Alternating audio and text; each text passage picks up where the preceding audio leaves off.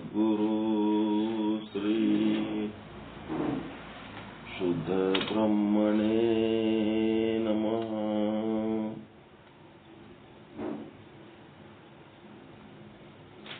ಸಮಸ್ತ ಶುದ್ಧ ಬ್ರಹ್ಮ ಸ್ವರೂಪರಲ್ಲಿ ಅನಂತ ಪ್ರಣಾಮಗಳು.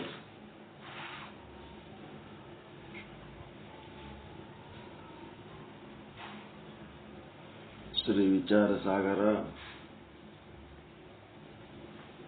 ಸಾಧು ಶ್ರೀ ನಿಶ್ಚಲದಾಸ್ ಜಿಯವರ ಕೃತಿ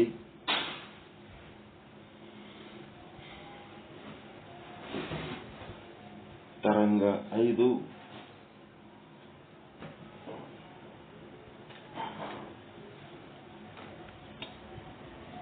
ಮಧ್ಯಮ ಅಧಿಕಾರಿ ಅದೃಷ್ಟಿ ಮಹಾರಾಜರ ಜೊತೆಗೆ ಸಂವಾದ 260ನೇ ವಿಷಯಾಂಕ. ಆ ವಿಷಯಾಂಕದಲ್ಲಿ 2 ಅಂಶಗಳು, ಒಂದು ಪಂಚಕೋಶಗಳು, ಇನ್ನೊಂದು ಅಂಶ ಪಂಚಕೋಶಗಳು ಪರಮಾತ್ಮನನ್ನ ಆಚ್ಛಾದಿಸಿವೆ ಅಂತ 2ನೇ ಅಂಶ. 157ನೇ ವಿಷಯಾಂಕದ ವಿಶ್ಲೇಷಣೆಯ ಮುಂದುವರಿದ ಭಾಗ ಇದು. ಒಂದು ಅಂಶ ಸಂಪೂರ್ಣ ಕರಗತ ಮಾಡಿಕೊಂಡಿವಿ ಅಂತ ಅನ್ಕೊಂಡಿವಿ. ನಾವು ಇಡೀ ಜಗತ್ತನ್ನ ಮತ್ತ ನಮ್ಮನ್ನ ನೋಡಿಕೊಳ್ಳುವಾಗ ನಾವೇನ್ ಮಾಡಬೇಕು? ನಮ್ಮನ್ನ ನಾವು ಪಿಂಡಾಂಡ ವ್ಯಷ್ಟಿ ಅನ್ಕೋಬೇಕು. ನಮ್ಮನ್ನ ಹೊರತುಪಡಿಸಿ ಬೇರೆ ಇನ್ನ ಏನದ ಅದೆಲ್ಲ ಬ್ರಹ್ಮಾಂಡ ಸಮಷ್ಟಿ ಅಂತ ಅನ್ಕೋಬೇಕು. ಆ ಸಮಷ್ಟಿಯಲ್ಲಿ 84 ಲಕ್ಷ ಜೀವರಾಶಿಗಳದವ. ಆ ಸಮಷ್ಟಿಯ ನಿಯಾಮಕ ಈಶ್ವರನಿದ್ದಾನೆ. ಮತ್ತೆ ಪಂಚಭೂತಾತ್ಮಕ ಜಗತ್ ಆದ. ನಾವು ಧರಿಸಿರುವ ಈ ಶರೀರ ಅದು ಬ್ರಹ್ಮಾಂಡದ್ದೇ, ಪಂಚಭೂತದ್ದೇ ಶರೀರ. ಅದನ್ನೇ ನಾವು ಇಲ್ಲಿ ಶರೀರವನ್ನು ಧರಿಸಿವಿ.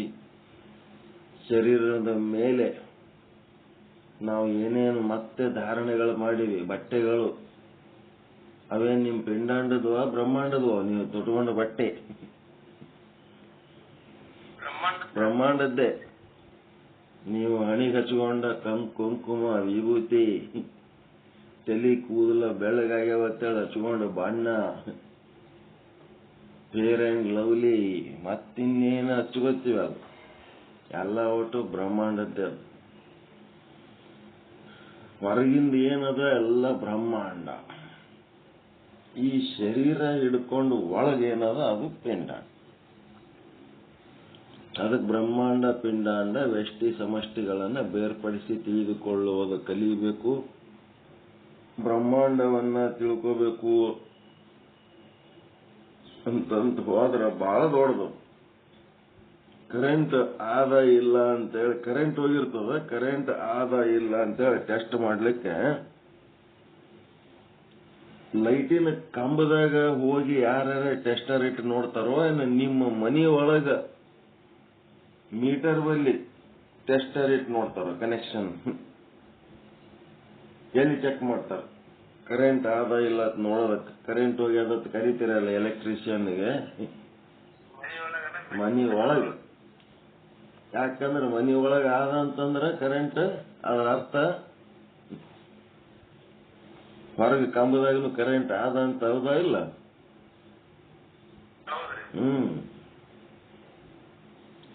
ಹೊರಗೆ ಕಂಬದಾಗ ಯಾರು ಟೆಸ್ಟ್ ಮಾಡ್ಲಕ್ ಹೋಗಂಗಿಲ್ಲ. ಅರ್ಥ ಮಾಡ್ಕೊಳ್ಳೋದು ಅಷ್ಟೇ, ಸಮಷ್ಟಿಯನ್ನ ಅರ್ಥ ಮಾಡ್ಕೊಳ್ಳೋದು. ಪರೀಕ್ಷೆ ಮಾಡೋದೆಲ್ಲ ವ್ಯಷ್ಟಿ ಪಿಂಡಾಂಡದೊಳಗೆ. ಡಾಕ್ಟರ್ ರಕ್ತ ಪರೀಕ್ಷೆ ಮಾಡ್ಕೊಂಬರ್ರಿ ಅಂತಂದ್ರೆ ಇಡೀ ಶರೀರದ ರಕ್ತ ಟೆಸ್ಟ್ ಮಾಡಲ್ಲ, ಒಂದು ಸಣ್ಣ ಸ್ಯಾಂಪಲ್ ತಗೊಂಡು ಟೆಸ್ಟ್ ಮಾಡ್ತಾರೆ. ಆ ಸ್ಯಾಂಪಲ್ ಒಳಗಿರೋ ಜಡ್ಡೆ ಇಡೀ ಶರೀರದಾಗ ಆದ ಅಂತ ತಿಳ್ಕೋಬೇಕಷ್ಟೆ. ವಿಜ್ಞಾನನೇ ಒಪ್ಪಿಕೊಂಡದ ಅದಕ್ಕೆ ನಾವು ಬ್ರಹ್ಮಾಂಡದ ಒಂದು ಪರೀಕ್ಷೆ ಮಾಡ್ಲಿಕ್ಕೆ ಹೋಗೋದ್ರ ಬದಲಿ ನಾವು ತಿಳ್ಕೋಬೇಕಾಗಿದೆ ಈ ಪಿಂಡಾಂಡ, ಈ ಶರೀರವನ್ನು ತಿಳ್ಕೋಬೇಕು. ಈ ಶರೀರದೊಳಗೆ ಏನದವ? 3 ದೇಹಗಳು: ಸ್ಥೂಲ ಶರೀರ, ಸೂಕ್ಷ್ಮ ಶರೀರ, ಕಾರಣ ಶರೀರ. ಈ ಸ್ಥೂಲ ಸೂಕ್ಷ್ಮ ಕಾರಣ ಶರೀರಗಳ ಹಾಗೆಯೇ ಇನ್ನ ಒಂದು ರೀತಿಯ ವೇದಾಂತಿಗಳು ಏನ್ ಮಾಡ್ಯಾರ? ಪಂಚಕೋಶಗಳು ಅಂತ ಮಾಡ್ಯಾರ. ಅನ್ನಮಯ, ಪ್ರಾಣಮಯ, ಮನೋಮಯ, ವಿಜ್ಞಾನಮಯ, ಆನಂದಮಯ ಅಂತ ಹೇಳಿ ಈ 3 ಶರೀರಗಳು ಅರ್ಥ ಮಾಡ್ಕೊಂಡ್ರೆ 5 ಕೋಶಗಳು ಅರ್ಥ ಮಾಡ್ಕೊಂಡಂಗ, ಅಥವಾ 5 ಕೋಶಗಳನ್ನು ನೀವು ಅರ್ಥ ಮಾಡ್ಕೊಂಡ್ರೆ 3 ಶರೀರಗಳನ್ನು ಅರ್ಥ ಮಾಡ್ಕೊಂಡ್ರೆ. ಈ 3 ಶರೀರಗಳ ಪೈಕಿ ಸ್ಥೂಲ ಶರೀರ ಅಂತ ಏನದಲ್ಲ, ಅದು ಪಂಚಕೋಶಗಳ ಪೈಕಿ ಅನ್ನಮಯ ಶರೀರ ಏನದಲ್ಲ ಅದಕ್ಕೆ ಸಮಾನವಾಗಿರ್ತದೆ. ಮತ್ತ 3 ಶರೀರಗಳ ಪೈಕಿ ಸೂಕ್ಷ್ಮ ಶರೀರ ಅಂತ ಏನದಲ್ಲ ಅದು ಪಂಚಕೋಶಗಳ ಪೈಕಿ ಪ್ರಾಣಮಯ ಪ್ಲಸ್ ಮನೋಮಯ ಪ್ಲಸ್ ವಿಜ್ಞಾನಮಯ ಕೋಶ. ಈ 3 ಕೋಶಗಳು ಸೇರಿ ಸೂಕ್ಷ್ಮ ಶರೀರ ಅಂತ ಆಗ್ಯದ. ಸೂಕ್ಷ್ಮ ಶರೀರದೊಳಗ 17 ತತ್ವ, ಸ್ಥೂಲ ಶರೀರದೊಳಗ 25 ತತ್ವ. ಅವೆಲ್ಲ ನೀವು ವಿಚಾರ ಚಂದ್ರೋದಯದಾಗನು ಓದಿರಿ, ವಿಚಾರ ಸಾಗರದಾಗನು ಓದಿರಿ. ಆ ತತ್ವಗಳ ಸಂಖ್ಯೆಯಲ್ಲಿ ಒಮ್ಮತ ಇರಲಿಕ್ಕಿಲ್ಲ.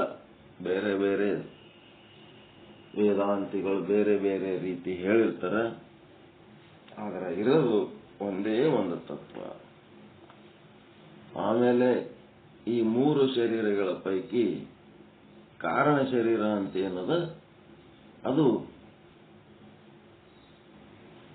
ಈ ಪಂಚಕೋಶಗಳ ಪೈಕಿ ಯಾವ ಶರೀರಕ್ಕೆ ಸಮಾನ ಅದದು? ಸ್ಥೂಲ ಶರೀರ ಕಾರಣ ಶರೀರ ಈಕ್ವಲ್ ಟು ಪಂಚಕೋಶಗಳೊಳಗಿನ ಯಾವ ಶರೀರಕ್ಕೆ, ಯಾವ ಕೋಶಕ್ಕೆ ಅದು ಸಮಾನ? ಆನಂದಮಯ ಕೋಶಕ್ಕೆ ಸಮಾನ. ಈ ರೀತಿ ಸಮೀಕರಿಸಿಕೊಂಡು ಹೋಗಬೇಕು. ಪಂಚಕೋಶ ಓದಿದವರಿಗೆ 3 ದೇಹಗಳ ಅಧ್ಯಯನ ಮುಗಿದಿರ್ತದ. 3 ದೇಹಗಳನ್ನು ಅಧ್ಯಯನ ಮಾಡಿದವ್ರಿಗೆ ಪಂಚಕೋಶಗಳ ಅಧ್ಯಯನ ಮಾಡ್ತಾರೆ. ಇಲ್ಲಿ ಪಿಂಡಾಂಡದೊಳಗ ಜೀವ ಮತ್ತ ಕೂಟಸ್ಥ, ಬ್ರಹ್ಮಾಂಡದೊಳಗ ಅಲ್ಲಿ ಈಶ್ವರ ಮತ್ತ ಬ್ರಹ್ಮ ವಾಚ್ಯಾರ್ಥ ಲಕ್ಷ್ಯಾರ್ಥಗಳಾಗಿರ್ತಾವ. ಎಲ್ಲಿ ಈಶ್ವರ ಇರ್ತಾನ ಅಲ್ಲಿ ಮಾಯೆ, ಮಹಾಪ್ರಕೃತಿ, ಮಹಾ ಅಜ್ಞಾನ ಅಂತ ಇರ್ತದ. ಈ ಒಂದು ಪಿಂಡಾಂಡದೊಳಗ ಎಲ್ಲಿ ಜೀವ ಇರ್ತದ ಆ ಜೀವದ ಜೊತೆಗೆ ಒಂದು ಅವಿದ್ಯೆ ಅಂತಿರ್ತದ, ಅಜ್ಞಾನ ಅಂತಿರ್ತದ. ಇದು ಏನು ಅವಿದ್ಯೆ, ಏನಿದು ಮಾಯೆ ಅಂತಂದ್ರೆ, ಜೀವನಿಗೆ ಜೀವ ಹೆಂಗದನ? ಜೀವ ತನ್ನನ್ನು ತಾನು ಅರಿಯುವುದನ್ನ, ಅದೇ ಅವನ ಜನ್ಮದ ಸಾರ್ಥಕತೆ, ಅದೇ ಅವನ ಜನ್ಮದ ಗುರಿ. ತನ್ನನ್ನು ತಾನು ಅರಿಯುವುದು, ತಾನ್ಯಾರು ಅಂತ ಅರಿಯುವುದು. ಈ ಅರಿವು ಹೊಂದಲಾರದೆ ತಾನು ನಾನಾ ರೀತಿಯಾದ ಬೇರೆ ಏನೇನೋ ತಿಳ್ಕೊಂಡ್ಬಿಟ್ಟನ. ಬೇರೆ ಏನೇನೋ ತಿಳ್ಕೊಂಡನ. ಅವೆಲ್ಲ ಏನದು? ಜ್ಞಾನದ ಅಜ್ಞಾನದ, ವಿದ್ಯೆನ ಅವಿದ್ಯೆನ. ಏನೇನು ತಿಳ್ಕೊಂಡನ? ನಾನು ಒಂದು ಜೀವ ಅಂತ ತಿಳ್ಕೊಂಡನ. ಹುಟ್ಟುತ್ತೀನಿ, ಸಾಯ್ತೀನಿ, ಇಲ್ಲಿ ಉಪಜೀವನ ಮಾಡ್ಲಕತ್ತೀನಿ ಅಂತೇಳಿ ತನ್ನನ್ನು ತಾನು ಹುಟ್ಟುವ ಸಾಯುವ ದೇಹವೇ ತಾನು ಅಂತ ತಿಳ್ಕೊಂಡು ಒಂದು ಜೀವ ಆಗಿ ಕುಂತನ. 84 ಲಕ್ಷ ಜೀವರಾಶಿಗಳ ಪೈಕಿ ಯಾವಾಗ ಈ ಜೀವ ಆಗ್ಯಾನಂತಂದ್ಮೇಲೆ ಅವ ಪಾಪ ಪುಣ್ಯಗಳು ಮಾಡ್ಕೋತ ಸುಖ ದುಃಖ ಅನುಭವಿಸುವತ್ತ ಜನ್ಮ ಪುನರ್ಜನ್ಮಗಳನ್ನ ತಾಳ್ತಾ ಇದ್ದಾನ. ಆ ಜೀವ ಮತ್ತೇನ್ ಮಾಡ್ಯಾನ, ಅದರೊಳಗೆ ಒಂದು ಗಂಡ ಒಂದು ಹೆಣ್ಣತ್ತ ತಿಳ್ಕೊಂಡನ. ಮತ್ತೆ ಜಾತಿ ಧರ್ಮ ವರ್ಣ ವರ್ಗ ದೇಶ ಭಾಷೆ ವಯಸ್ಸು ವಿದ್ಯೆ ಹುದ್ದೆ ಪಾಂಡಿತ್ಯ ಪಾಮರತ್ವಗಳನ್ನು ಅಳವಡಿಸಿಕೊಂಡು ತಾನು ಗ್ರಾಜುಯೇಟ್ ಅನ್ಕೋತಾನ, ತಾನು ಇಂಥ ಹುದ್ದೆಯಲ್ಲಿದ್ದೀನಿ ಅನ್ಕೋತಾನ, ಇಂಥ ಭಾಷೆ ಇಂಥ ದೇಶ ಎಲ್ಲ ತಿಳ್ಕೊಂಡ, ಬಹಳ ತಿಳ್ಕೊಂಡ. ಅವು ಏನೇನ್ ತಿಳ್ಕೊಂಡನ ಅವೆಲ್ಲ ಲೀಸ್ಟ್ ಮಾಡ್ಬೇಕು. ಅವೆಲ್ಲ ಲೀಸ್ಟ್ ಮಾಡಿ ಅದೇನದು ಅವಿದ್ಯೆ. ಅವಿದ್ಯೆ ಅಂದ್ರೆ ಅಜ್ಞಾನ. ಮೂಲದಲ್ಲಿ ತಾನು ಏನದನ, ಆತ್ಮ ಬ್ರಹ್ಮ ಶಿವ ಕೂಟಸ್ಥ ಚೇತನ ಏನಂತಾರಲ್ಲ, ಅದು ತಾನಿದ್ದು ತನ್ನ ಸತ್ ಚಿತ್ತಾನಂದ ನಿತ್ಯ ಪರಿಪೂರ್ಣ ಸ್ವರೂಪವನ್ನೇ ಮರೆತು ಆ ಸ್ಥೂಲ ಶರೀರದ ಒಂದು ಆರೋಪ ಹೊತ್ತು ಆ ಸ್ಥೂಲ ಶರೀರದ ಸ್ಥಿತಿ ಗತಿ ಮತಿ ತಾನೇ ಅಂತ ತಿಳ್ಕೊಂಡು ಆ ಸ್ಥೂಲ ಶರೀರಕ್ಕೆ ಸಂಬಂಧಪಟ್ಟ ಸಂಬಂಧಗಳು ತನ್ನ ಸಂಬಂಧಗಳು, ಕಾಕ ಮಾಮ ಹೆಂಡತಿ ಗಂಡ ಅಕ್ಕ ತಂಗಿ ಏನೇನೋ ಸಂಬಂಧಗಳು, ಮತ್ತ ಆ ಶರೀರವನ್ನ ದುಡಿಸಿ ಅದರಿಂದ ಗಳಿಸಿದ ಸಂಪತ್ತೆಲ್ಲ ತನ್ನ ಸಂಪತ್ತ ಅಂತ ತಿಳ್ಕೊಂಡ. ಇದು ಎಲ್ಲ ಏನಿದು ಅವಿದ್ಯೆ, ಅವಿದ್ಯೆಯ ಸಂಬಂಧಗಳು, ಅವಿದ್ಯೆಯ ಸಂಪತ್ತುಗಳು ಏನಿವೆಲ್ಲ ಒಳಗ ನಿಮ್ಮ ಸಚ್ಚಿದಾನಂದ ತತ್ವ ಇದ್ದದ್ದಕ್ಕ ಇವಕ್ಕೆಲ್ಲ ಅರ್ಥ ಬಂದವು. ಒಳಗ ನಿಮ್ ಸಚ್ಚಿದಾನಂದನೇ ನೀವು ಇದ್ದಿದ್ದಿಲ್ಲ ಅಂತಂದ್ರೆ ಇವೆಲ್ಲ ಎಲ್ಲಿದಿರ್ತಿದ್ದು? ಇವಕ್ಕೇನಾರ ಅರ್ಥ ಅದ ಏನು? ಆ ಸಚ್ಚಿದಾನಂದ ಎದ್ದು ಹಾದನಂತಂದ್ರ ಇವೆಲ್ಲ ಏನ್ ನಿಮ್ ಸಂಘ ಜೊತೆಗೆ ಬರ್ತಾವ? ಇವು ಅವಿದ್ಯೆಗಳು. ಮದ್ದಿನ ಆನೆ ಢಮ್ಮಂತೂ. ಈ ಸಂಸಾರ ಅನ್ನೋದು ಒಂದು ಮದ್ದಿನ ಆನೆ. ಆಯುಷ್ಯ ಮುಗಿತು ಅಂತಂದ್ರ ಬತ್ತಿಗೆ ಊದುಬತ್ತಿ ಹತ್ತಿ ಬಿಡ್ತದ, ಮದ್ದಿನ ಪಟಾಕ್ಷಿಗತ್ಲೆ ಢಮ್ ಅಂದ್ಬಿಡ್ತದ. ಈ ಮದ್ದಿನ ಆನೆ ಆಯುಷ್ಯ ಮುಗಿತಂದ್ರೆ ಎಗರ್ಬಿಡ್ತು. ಪಟಾಕ್ಷಿ ಸುಟ್ಟ ಮೇಲೆ ಆ ಆನೆಗೆ ಯಾರು ನೆನೆಸ್ತಾರೇನು? ಪಟಾಕ್ಷಿಗಳು ಡಮ್ ಅನ್ಸಿದ ಮೇಲೆ ಮುಂದೆ ಅದರದ್ದು ಅವಶೇಷಗಳು ಓಣ್ಯಾಗೆಲ್ಲ ಕಸ ಬಿದ್ದಿರ್ತದಲ್ಲ, ಅದನ್ನ ಯಾರೇ ನೋಡ್ತಾರೇನು? ಅಯ್ಯೋ ಎಷ್ಟು ಚಲೋ ಇತ್ತು ಪಟಾಕ್ಷಿ. ಸುಟ್ಟು ಹಾಕಿದ ಮೇಲೆ ಅದಕ್ಕೆ ಯಾರು ನೋಡ್ತಾರ? ಸುಟ್ಟು ಹೋದ್ಮೇಲೆ ಯಾರು ಕೇಳ್ತಾರ ಅದಕ್ಕೆ? ಯಾರು ಕೇಳಂಗಿಲ್ಲ.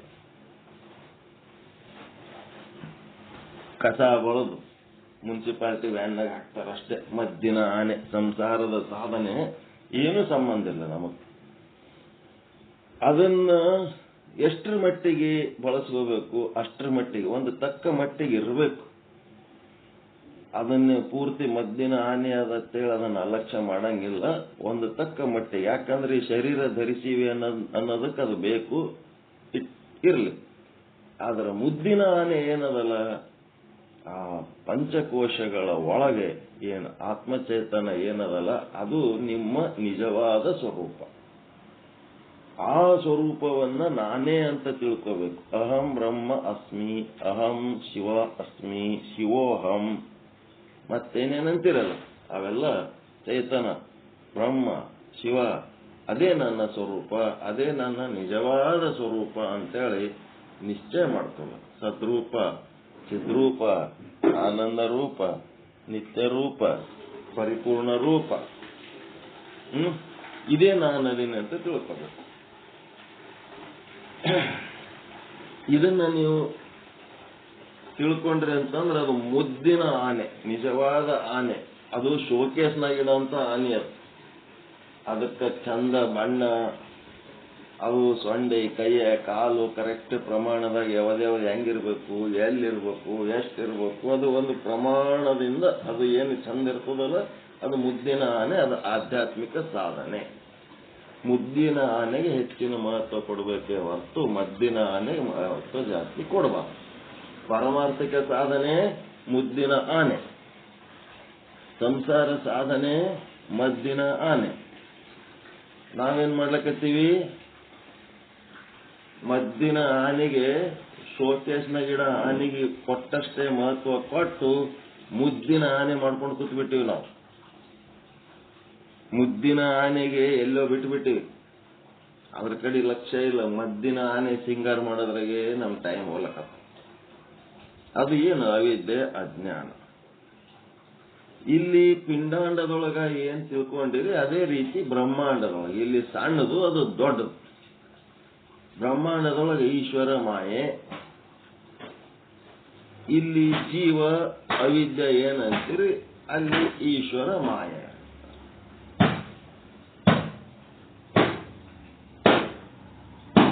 ಏನಾಗ್ತದ?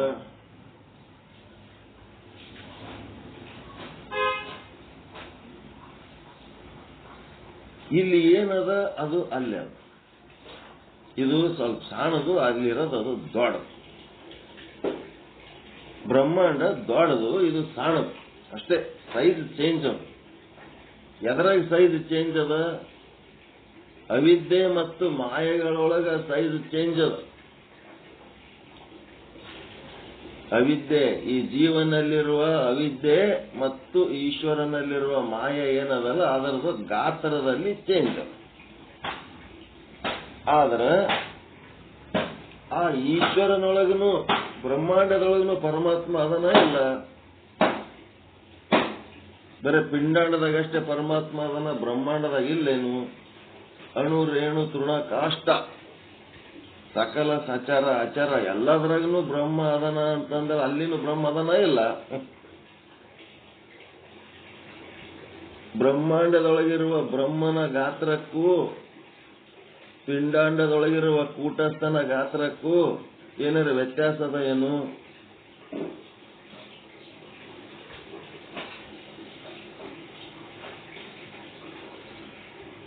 ಪಿಂಡಾಂಡದೊಳಗಿರುವ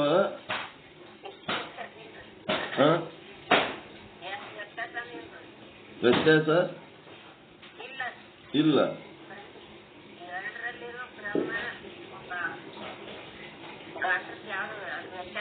ಗಾತ್ರಕ್ಕೆ ಸಂಬಂಧ ಇಲ್ಲ ಬ್ರಹ್ಮನಿಗೆ. ಅವಂದು ಗಾತ್ರ ಪಿಂಡಾಂಡದೊಳಗೆ ಬರೀ 3.5 ಮೊಳ ಅದ ಅಂತ ತಿಳ್ಕೊಂಡ್ರೆ, ಈ ಶರೀರದ ಉಪಾಧಿ ಇದ್ದದಕ್ಕದು 3.5 ಮೊಳ ಕಾಣ್ಲಕತ್ತದ. ಈ ಶರೀರದ ಉಪಾಧಿ ತೆಗೆದ್ರ ಘಟಾಕಾಶ ಮಠಾಕಾಶ ಒಂದೇ, ಅದ್ರೊಳಗೆ ಏನು ವ್ಯತ್ಯಾಸ ಇಲ್ಲ. ಆ ಒಂದು ಬ್ರಹ್ಮಚೇತನದ ಗಾತ್ರದಲ್ಲಿ ಯಾವ ವ್ಯತ್ಯಾಸ ಇಲ್ಲ. ಈಗೊಂದು 100 ವರ್ಷದ ಮುದುಕ, ಈಗ ಹುಟ್ಟಿದ ಬಾಲಕ, ಅವನ ಶರೀರಗಳಲ್ಲಿ ವ್ಯತ್ಯಾಸ ಇರ್ಬೋದು. ಸ್ಥೂಲ ಶರೀರ, ಸೂಕ್ಷ್ಮ ಶರೀರ, ಕಾರಣ ಶರೀರಗಳಲ್ಲಿ ವ್ಯತ್ಯಾಸ ಇರ್ಬೋದು. ಇವನಿಗೆ 100 ವರ್ಷ ಆಯುಷ್ಯ ಆಗ್ಯದ, ಅವನು ಇನ್ನ ಈಗ ಹುಟ್ಟ್ಯಾನ. ಅದಕ್ಕೆ ಸಂಬಂಧಪಟ್ಟಂತೆ ವ್ಯತ್ಯಾಸ ಸ್ಥೂಲ, ಸೂಕ್ಷ್ಮ, ಕಾರಣ ಶರೀರಗಳು ಅಥವಾ ಪಂಚಕೋಶಗಳಲ್ಲಿ ವ್ಯತ್ಯಾಸ. ಅದೇನದು? ಸ್ಥೂಲ, ಸೂಕ್ಷ್ಮ, ಕಾರಣ ಮತ್ತು ಈ ಪಂಚಕೋಶಗಳು ಏನಿವು? ಅವಿದ್ಯೆಗಳು, ಅಜ್ಞಾನಗಳು. ಅವಿದ್ಯೆಯಲ್ಲಿ ವ್ಯತ್ಯಾಸ. ಆದ್ರೆ ಒಳಗಿರುವ ಆತ್ಮ, ಈಗ ಹುಟ್ಟಿದ ಕೂಸಿನೊಳಗಿರುವ ಆತ್ಮ, 100 ವರ್ಷದ ಮುದುಕನೊಳಗಿರುವ ಆತ್ಮದ ಏನಾರ ವ್ಯತ್ಯಾಸ ಅದೇನು?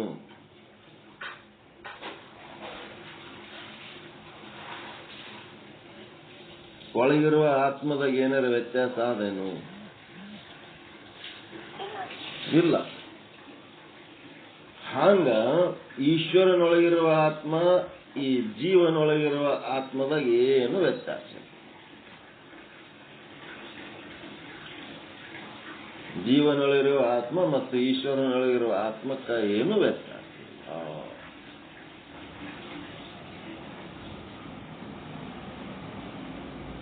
ಸೈಜ್ ಗಡಿಯಾರದ್ದು ಸಣ್ಣದು ದೊಡ್ಡದು ಇರಬಹುದು.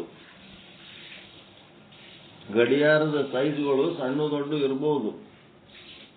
ಕೈಯಾಗ ಹಾಕೊಳ್ಳೋ ಗಡಿಯಾರ, ಟೇಬಲ್ ಮೇಲೆ ಇರೋ ಗಡಿಯಾರ, ಗೋಡೆಗೆ ಸಿಕ್ಸ ಗಡಿಯಾರ, ಮತ್ತ ಹೊರಗೆ ಚೌಕ್ನಾಗ ಸರ್ಕಲ್ ಆಗಿಡ್ತಾರಲ್ಲ, ರಸ್ತೆ ಬೀದಿಗಳಲ್ಲಿ ಕ್ಲಾಕ್ ಟವರ್ ಅಂತೇಳಿ ಗಡಿಯಾರ ಇಟ್ಟಿರ್ತಾರಲ್ಲ, ಆ ಗಡಿಯಾರ.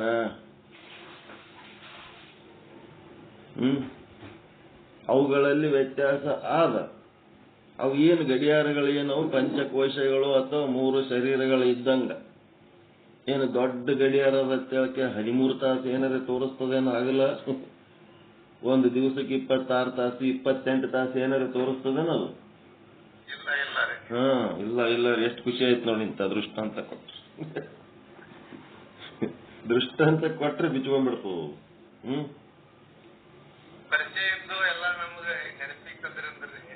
ಏಸ್ ಗಡಿಯಾರ 7 ದೊಡ್ಡ ಗಡಿಯಾರ ಮಾಡಿದ್ರು ಅದು 24 ತಾಸೆ ತೋರಿಸ್ತದೆ. ಎಷ್ಟು ಸಣ್ಣ ಗಡಿಯಾರ ಇದ್ರು ಅದು 24 ತಾಸೆ ತೋರಿಸ್ತದೆ ಒಂದು ದಿನಕ್ಕೆ. ಆಗಲ 12 ತಾಸು, ರಾತ್ರಿ 12 ತಾಸು. ಈಗ ಒಂದು ವೃತ್ತ, ಸರ್ಕಲ್ ಎಳಿತೀರ, ವೃತ್ತಗಳು ಎಳಿತೀರಿ. ಒಂದು ವೃತ್ತದೊಳಗ ಎಷ್ಟು ಡಿಗ್ರಿ ಇರ್ತಾವ? 360 ಡಿಗ್ರಿ. ಸಣ್ಣ ವೃತ್ತದಾಗ ಎಷ್ಟು ಡಿಗ್ರಿ ಇರ್ತಾವ? ದೊಡ್ಡದ್ರಾಗೂ ಅಷ್ಟೇ, ಸಣ್ಣದ್ರಾಗೂ ಅಷ್ಟೇ. ಹಂಗ ಆತ್ಮ ಅಂದ್ರೆ ಏನದ? ದೊಡ್ಡದು ಸಣ್ಣದು ಅಂತ ಆತ್ಮನಿಗೆ ಸಂಬಂಧ ಇಲ್ಲ. ಅಲ್ಲಿ ಇಲ್ಲಿ ಅಂತೇಳಿ ದೇಶದ ಸಂಬಂಧ ಇಲ್ಲ. ಅದು ಎಲ್ಲಾ ಕಡೆ ತುಂಬಿ ತುಳುಕ್ತದ. ಅಂದು ಇಂದು ಎಂದೆಂದು, ಅಲ್ಲಿ ಇಲ್ಲಿ ಎಲ್ಲೆಲ್ಲೂ. ಇದೆಲ್ಲ ಆತ್ಮದ ಲಕ್ಷಣ ಹೇಳ್ಬೇಕಿದು. ಅವರು ಇವರು ಎಲ್ಲರಲ್ಲೂ, ಅದು ಇದು ಎಲ್ಲದರಲ್ಲೂ, ಅಂದು ಇಂದು ಎಂದೆಂದು, ಅಲ್ಲಿ ಇಲ್ಲಿ ಎಲ್ಲೆಲ್ಲೂ, ಅದು ಇದು ಎಲ್ಲದರಲ್ಲೂ, ಅವರು ಇವರು ಎಲ್ಲರಲ್ಲೂ ತುಂಬಿ ತುಳುಕ್ತಾ ಇದೆ. ಓತ ಪ್ರೋತ ಅಂದ್ರೆ ಒಳಗೆ ಹೊರಗೆ ಎಲ್ಲ ಕಡೆ ತುಂಬಿ ತುಳುಕ. ಅದ್ರೊಳಗೆ ಏನು ವ್ಯತ್ಯಾಸ ಇಲ್ಲ. No difference. ಒಂದೇ ಚೈತನ್ಯ ಎಲ್ಲದ್ರಾಗ ತುಂಬಿ ತುಳುಕ್ಲಕ್ಕ. ಇವು ಏನಪ್ಪಾ ಅಂತಂದ್ರ ಪಂಚಕೋಶ 3 ದೇಹಗಳ ತಿಳ್ಕೊಂಡ್ಮೇಲೆ ಒಂದು ಸೂಕ್ಷ್ಮ ವಿಷಯ ತಿಳಿಸಿದ್ರು ಅವರು.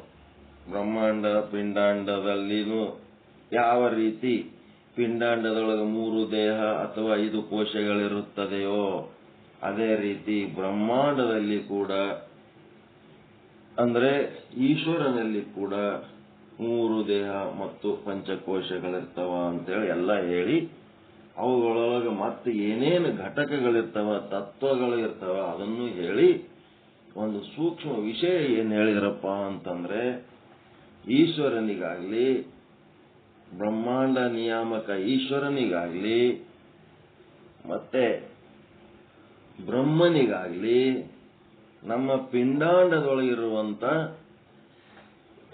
ಕೂಟಸ್ಥನಿಗಾಗ್ಲಿ, ಅವುಗಳ ಜೊತೆಗೆ ಇರುವ ಅವಿದ್ಯೆ ಮತ್ತು ಮಾಯೆಗಳು ಹೆಂಗದವಂತಂದ್ರೆ ಜೀವನ ದೃಷ್ಟಿಯಿಂದ ಆವರಣ ಆಗ್ಯಾವೆ ಹೊರತು ಆ ಆತ್ಮ ಪರಮಾತ್ಮ ಈಶ್ವರರ ದೃಷ್ಟಿಯಿಂದ ಆವರಣ ಆಗಿಲ್ಲ ಅಂತ ಹೇಳಿದ್ರು. ಹೆಂಗ ಅಂತಂದ್ರೆ, ಒಂದು ಕಾರಿಗೆ ಗ್ಲಾಸು ಅಥವಾ ಒಂದು ಮನೆಗೆ ಕಿಟಕಿಗೆ ಗ್ಲಾಸ್ ಹಾಕಿರ್ತೀವಲ್ಲ, ಆ ಗ್ಲಾಸ್ ನಂಗಿಂದು ಹೊರಗಿನವ್ರು ಯಾರೇ ಒಳಗೆ ಯಾರು ಕುಂತಾರ ಅಂತ ನೋಡಕ್ಕಂತ್ರ ಒಳಗಿಂದೇನು ಕಾಣಂಗಿಲ್ಲ. ಆದ್ರೆ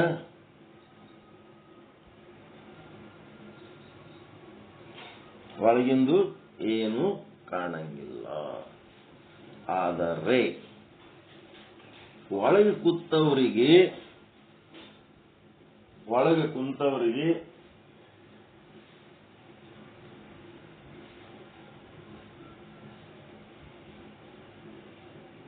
ಹೊರಗಿಂದೆಲ್ಲ ಕಾಣುತ್ತದ ಇಲ್ಲ.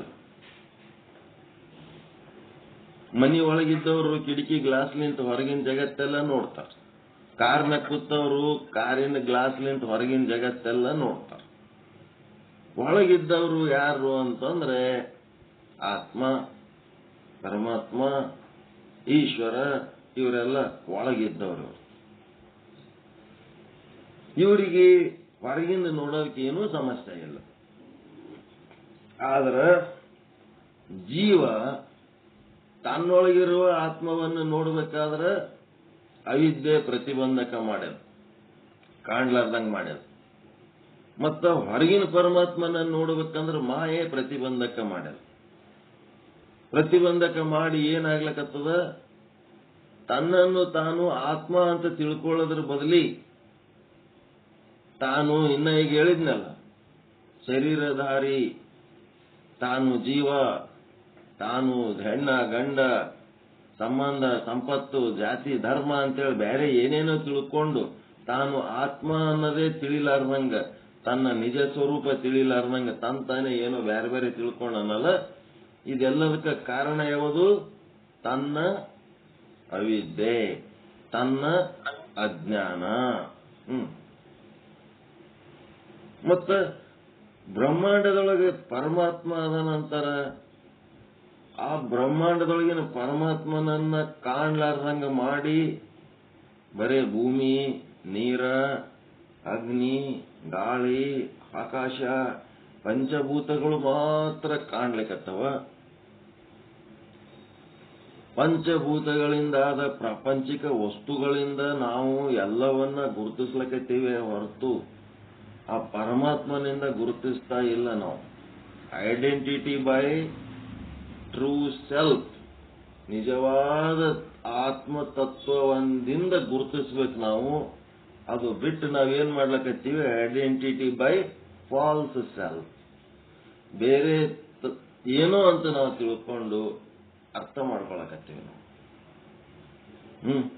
84 ಲಕ್ಷ ಜೀವರಾಶಿಗಳ ಒಳಗಿರುವ ಆತ್ಮನನ್ನ ನಾವು ನೋಡೋದು ಬಿಟ್ಟು 84 ಲಕ್ಷ ಜೀವರಾಶಿಗಳ ದೇಹಗಳನ್ನ ನೋಡಿ ಇದು ಹುಲಿ, ಇದು ಆನೆ, ಇದು ಒಂಟೆ, ಇದು ಸಿಂಹ ಅಂತೀವಿ. ಯಾಕ?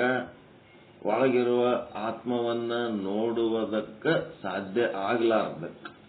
ಅದು ಸಾಧ್ಯ ಆಗ್ಲಾರ್ದಂಗ ಮಾಡಿದ್ದೇವದು ಅಂತಂದ್ರೆ ಮಾಯೆ. ಹೊರಗಿಂದು ಬ್ರಹ್ಮ ಅಂತ ತಿಳಿಲಾರ್ದಂಗ ಮಾಡಿದ್ದು ಮಾಯೆ.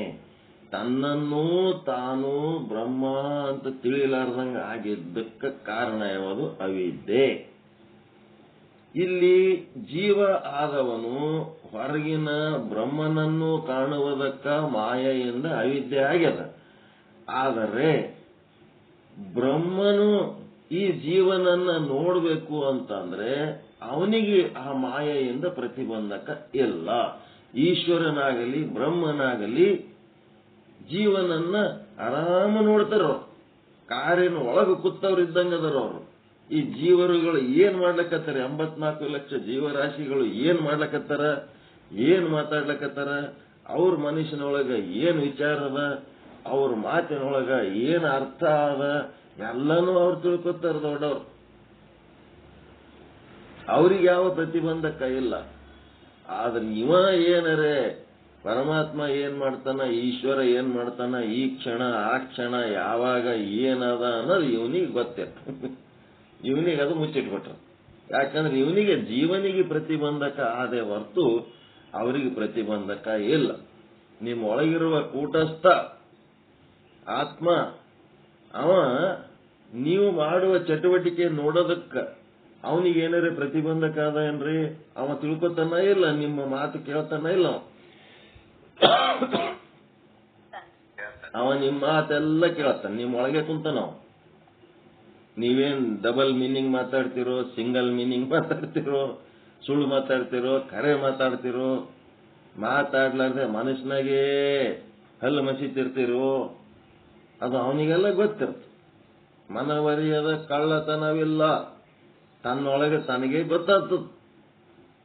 ಸರ್ಪಭೂಷಣ ಶಿವಯೋಗಿಗಳು ಹೇಳ್ತಾರ, ಹೊರಗಿನ ಮಂದಿಗೆ ಗೊತ್ತಾಗಲಾರ್ದಂಗ ಬೆಕ್ಕು ಕಣ್ಣು ಮುಚ್ಚಿಕೊಂಡು ಹಾಲು ಕುಡಿದ್ರ ನಾ ಕಣ್ಣು ಮುಚ್ಚಿಕೊಂಡು ಹಾಲು ಕುಡಿಲಕತ್ತೀನಿ ಅನ್ನೋದು ಆ ಬೆಕ್ಕಿಗೆ ಗೊತ್ತಾಗ್ತ, ತನಗೆ ಗೊತ್ತಾಗ್ತ.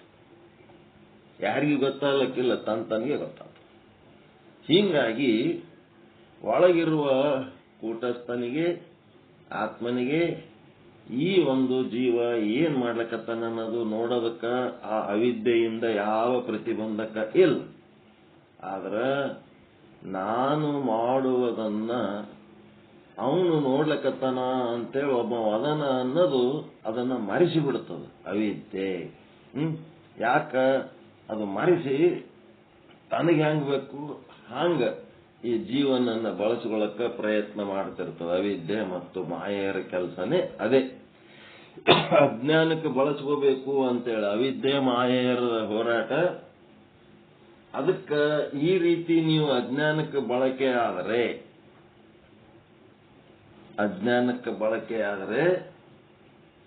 ನಿಮ್ಮ ಜನ್ಮ ವೇಸ್ಟ್ ಆಗ್ತದ. ಜನ್ಮ ವೇಸ್ಟ್ ಆಯ್ತಂದ್ರೆ ಇನ್ನೊಂದು ಸಾರಿ ಅಡ್ಮಿಷನ್ ಮಾಡಬೇಕು. ಸಾಲಿ 1 ವರ್ಷ ಚಂದ ಹೋಲಿಲ್ಲ, ಏನ್ ಕಲಿಬೇಕದು ಕಲೀಲಿಲ್ಲ, ಎಲ್ಲೆಲ್ಲೋ ಅಡ್ಡಾಡಿ ಸುಮ್ ಟೈಮ್ ವೇಸ್ಟ್ ಮಾಡಿ ಹಿಂಗೆ ಆದ್ರೆ ಪರೀಕ್ಷೆದಾಗ 0 ಬರ್ತಾವ. 0 ಬಂದ್ಮೇಲೆ ಮಾಸ್ಟರ್ ಏನ್ ಹೇಳ್ತಾನೆ, ಇವನಿಗೆ ಮುಂದಿನ ಕ್ಲಾಸಿಗೆ ಕಳಿಸಿದ್ರೆ ಉಪಯೋಗ ಇಲ್ಲ, ಇನ್ನೊಂದ್ಸಾರಿ ಅಡ್ಮಿಷನ್ ಮಾಡಿಸ್ರಿ. ಏನಾಯ್ತು, ತನ್ನ ಸಮಾನ ಇದ್ದವ್ರೆಲ್ಲ ಮುಂದೆ ಹೋಗ್ತಾರ, ಸಣ್ಣ ಹುಡುಗರು ಮುಂದಿನ ಕ್ಲಾಸಿಗೆ ಬರ್ತಾರ.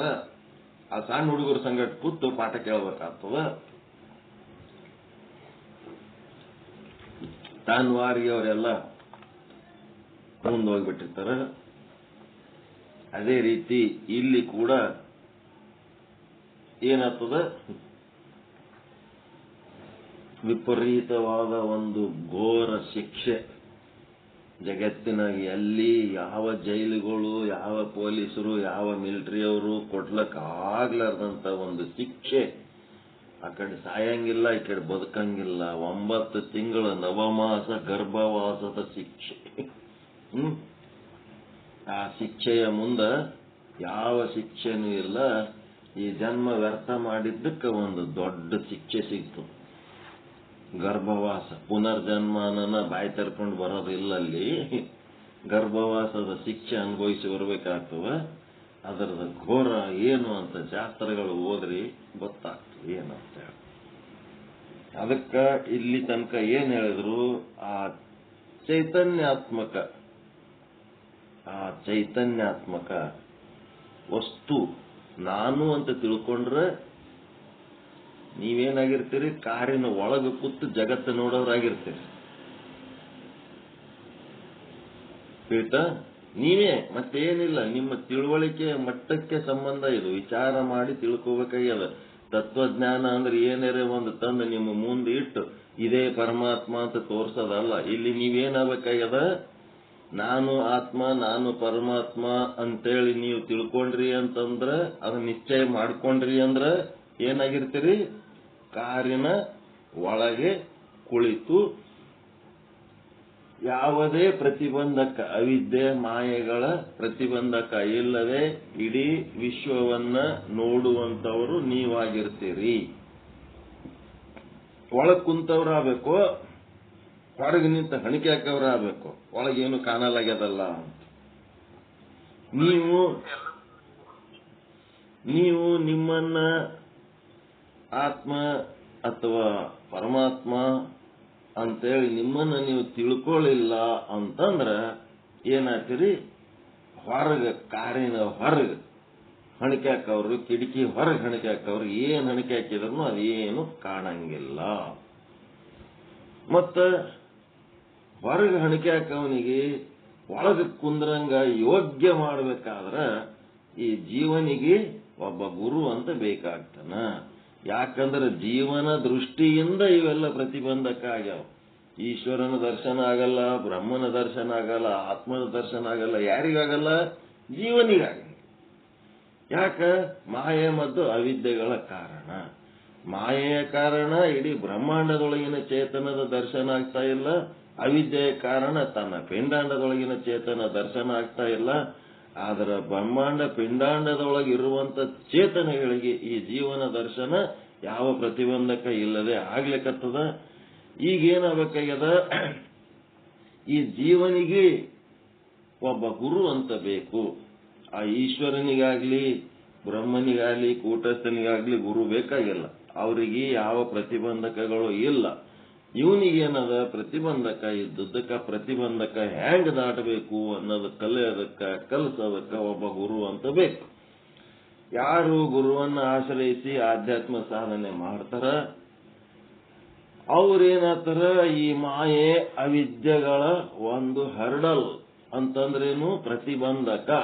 ಇದನ್ನ ದಾಟಿ ಹೋಗಿ ಆ ಆತ್ಮ ಪರಮಾತ್ಮ ಸ್ವರೂಪ ನಾನೇ ಅದೀನಿ, ನಾನೇ ಅದು ಇದ್ದದ್ದನ್ನ ಮರೆತು ನಾ ಬೇರೆ ಏನೋ ಅದೀನಿ ಅಂತ ತಿಳ್ಕೊಂಡು ನಾನೇನ್ ಮಾಡ್ಲಕತ್ತೀನಿ, ವ್ಯವಹರಿಸ್ತಾ ಕೊರತೆಗಳಲ್ಲಿ ದುಃಖ ಪಡ್ತಾ ಇದ್ದೆ ಅಂತೇಳಿ ನಿಮಗೆ ಗೊತ್ತಾಗ್ತದೆ. ಅದು ಗೊತ್ತಾಗ ತನಕ ಹಿಂಗೆ ಸಾಧನೆ ಒಳಗ ಮುಳುಗಿರ್ಬೇಕು. ದಿನಾ ಕಡ್ಡಿ ಕೊರಕೋತಿರ್ಬೇಕು. ದೀಪ ಹಚ್ಚ ತನಕ, ದೀಪ ತಂದು ತಾನೇ ಹತ್ತ ತನಕ ಕಡ್ಡಿ ಕೊರ್ಕೋತಿರ್ತೀರ ಇಲ್ಲ, ಬತ್ತಿ ಹಸಿ ಇರ್ತದ. ಎಣ್ಣೆ ಎದ್ದಿರಿ, ಕೈ ಹಸಿ ಅದೋ ಏನೋ, ಅದು ನೀವು ಹಚ್ಚ ಪಣತಿ ಹಸಿ ಅದೋ ಏನೋ ಒಂದು ತ್ಯಾವ ಇದ್ದದ್ದಕ್ಕ ಬತ್ತಿನೇ ಹಸಿ ಅದೋ, ಒಳಗದ ಹಸಿ ಹೋಗ ತನಕ ನೀವು ಕಡ್ಡಿ ಕೊರೆದು ಅದ್ರ ಮುಂದೆ ಎಟ್ಟತ್ ಹಿಡಿದ್ರೂ ಅದು ಹತ್ತಂಗಿಲ್ಲ. ಒಂದು ಕಡ್ಡಿ ಕೊರಿತೀರಿ ಬೀಳ್ತದ, ಇನ್ನೊಂದು ಕಡ್ಡಿ ಕೊರಿತೀರಿ ಬೀಳ್ತದ. ಕಡಿಗೆ ಅದ್ರೊಳಗಿಂದು ಹಸಿ ಎಲ್ಲ ದೀಪದೊಳಗಿಂದ ಹಸಿ ತ್ಯಾವ ಹೋಯ್ತು ಅಂತಂದ್ರ, ಯಾವಾಗ ಅದು ತನ್ನ ತ್ಯಾವ ಕಳ್ಕೊತದ ಅವಾಗ ತಾನೇ ಆ ಬತ್ತಿಗೆ ಜ್ಯೋತಿಯನ್ನು ಹಚ್ಕೋತದ. ಹಂಗಿಲ್ಲಿ ಸತ್ಸಂಗ ಅನ್ನೋದು ಕಡ್ಡಿ ಕೊರ್ಕೋತಿರೋದು. ದಿನಾ ಕಡ್ಡಿ ಕೊರ್ಕೋತ ಆ ಬುದ್ಧಿ ಅನ್ನುವ ಒಂದು ಬತ್ತಿಗೆ ಹಚ್ಕೋತಿರ್ಬೇಕು. ಅದ್ರೊಳಗೆ ಸಂಸಾರದ ತ್ಯಾವ ಎಲ್ಲಿ ತನ ಇರ್ತದ ಅಲ್ಲಿ ತನ ಚಟ ಪಟ ಅಂತಿರ್ತದೆ. ಯಾವಾಗ ಅದು ಸತ್ಸಂಗ ಕೇಳಿ ಕೇಳಿ ಕೇಳಿ ತನ್ನ ಸಂಸಾರಿಕ ತ್ಯಾಗ, ಗಂಡ ಹೆಂಡತಿ ಮಕ್ಕಳು ಈ ಸಂಸಾರ ಅಲ್ಲ ನಾನು ಹೇಳಕತ್ತಿದ್ದು, ಈ ಶರೀರನೇ ನಾನು ಎನ್ನುವ ಶರೀರದ ಅಭಿಮಾನದ ತ್ಯಾವ. ಈ ತ್ಯಾವ ಯಾವಾಗ ಕಡಿಮೆ ಆಯ್ತು ತಾನೇ ಹತ್ಕೊಂಡ್ಬರ್ತದೆ. ದೇಹ ನಾನು ಅಂದದ್ದಕ್ಕೆ ಎಲ್ಲ ಇಡೀ ಪೃಥ್ವಿ ಒಳಗಿನ ಸಂಸಾರ ಎಲ್ಲ ಕೊಳ್ಳಿಗೆ ಬಿದ್ದು, ಈ ದೇಹನೇ ನಾನಲ್ಲ ಅಂದ್ಮೇಲೆ ಅದಕ್ಕ ನಮಗ ದೂರ ಆಗಿ ನಾವೇನಾಗ್ತೀವಿ, ಪರಮಾತ್ಮನ ಸ್ವರೂಪ ಆಗ್ಲಿಕ್ಕೆ ಹತ್ತಿ ಬಿಡ್ತೀವಿ. ಶಿವೋಹಂ ಅಂತೇಳಿ ಆಗ್ತೀವಿ. ಈ ರೀತಿ ಅಲ್ಲಿಂದ ಇಲ್ಲಿ ತನಕ ಹೇಳ್ಕೊತ ಬಂದು ಏನಾಯ್ತು, ನಾವೇನು ಕೋಶಗಳು ಓದೋದು ನಮ್ಮ ಉದ್ದೇಶನ, ದೇಹಗಳು ಓದೋದು ನಮ್ಮ ಉದ್ದೇಶನ? ಪಂಚಕೋಶಗಳ ವರ್ಣನೆ ತಗೊಂಡು ಏನ್ ಬೆಂಕಿ ಹಚ್ಚಬೇಕು ನಮಗ? ಅವೆಲ್ಲ ನಾಶ ಆಗಿ ಹೋಗವು. 3 ದೇಹಗಳು ಅವ್ರದ್ದು ವರ್ಣನೆ ತಗೊಂಡು ಹಂಗಿರ್ತಾವ ಹಿಂಗಿರ್ತಾವ ಅಂತೇಳಿ ಅದು ಮದ್ದಿನ ಆನೆ. ಅದು ಆ ಮದ್ದಿನ ಆನೆ ವರ್ಣನೆ ತಗೊಂಡು ನಮ್ಗೆ ಎದಕ್ಕೆ ಬೇಕದು? ಹೆಂಗ ನಮ್ಗೇನ್ ಬೇಕಾಗ್ಯದ? ಪಂಚಕೋಶಗಳ ಒಳಗಿರುವ ನಮ್ಮ ಅಧ್ಯಯನದ ಉದ್ದೇಶ ಯಾವುದು?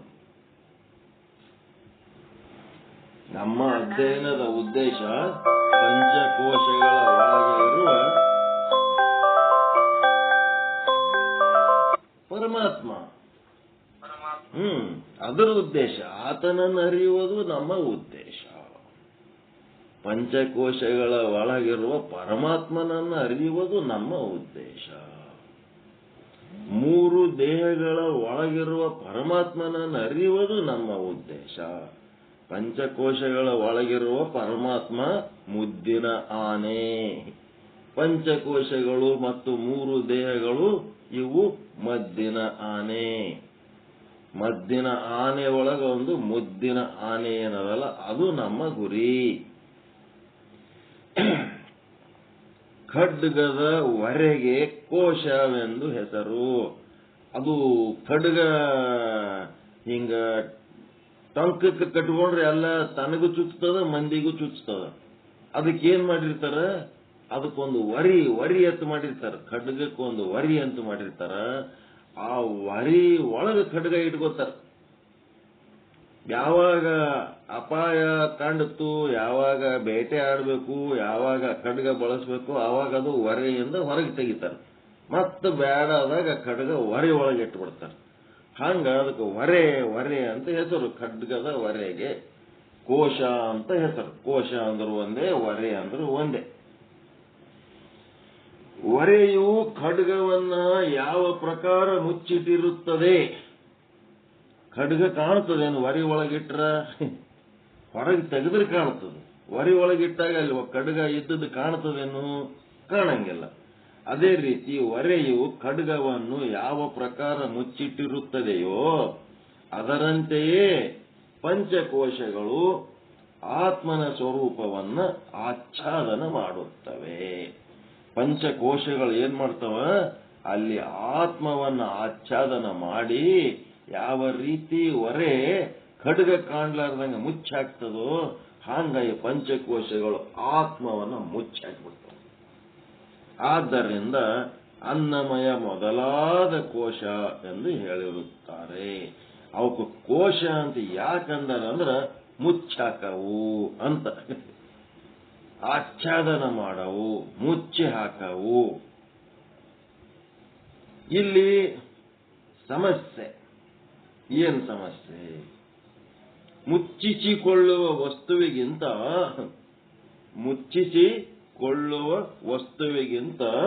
ಮುಚ್ಚುವ ವಸ್ತು ದೊಡ್ಡದಿರಬೇಕು. ಹೌದಾ ಇಲ್ಲ? ಮುಚ್ಚಾಕ ವಸ್ತು ದೊಡ್ಡದಿದ್ರೆ ಮುಚ್ಚಿಸಿಕೊಳ್ಳುವ ವಸ್ತು ಸಣ್ಣದಿತ್ತಂದ್ರೆ ಮುಚ್ಚಿಸ್ಬೇಕು.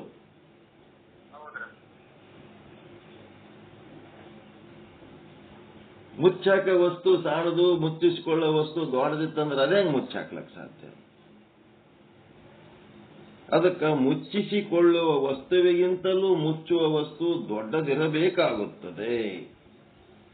ಪಂಚಕೋಶಗಳು ಆತ್ಮವನ್ನ ಮುಚ್ಚಿವೆ ಅಂದ್ರೆ ಏನಾಯ್ತು? ಅವೇ ಆತ್ಮನಿಗಿಂತ ದೊಡ್ಡವು ಎಂದು ಅನ್ನುವಂತಿಲ್ಲ.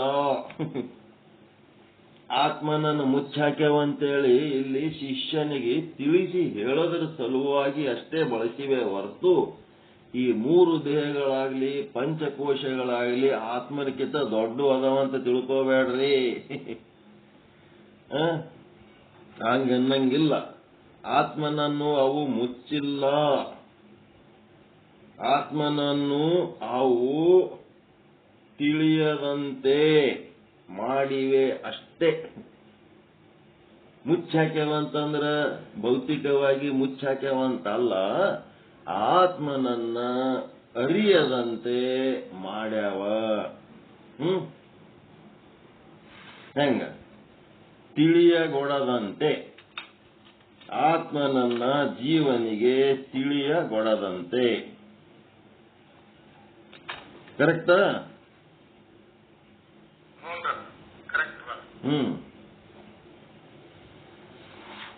ಆತ್ಮನನ್ನು ಜೀವನಿಗೆ ತನಗೆ ತಿಳಿಯಗೊಡದಂತೆ ಮಾಡಿವೆ ಅಷ್ಟೇ ಪಂಚಕೋಶಗಳು. ಮುಚ್ಚಾಕ್ಯ ಒಂದ್ ಕೂಡ್ಲೇನೆ ಅವು ಬಹಳ ದೊಡ್ಡವು ಅದಾವ ಅಂತ ಅಲ್ಲ. ಆತ್ಮದಕ್ಕಿಂತ ದೊಡ್ಡದು ಯಾವುದೂ ಇಲ್ಲ.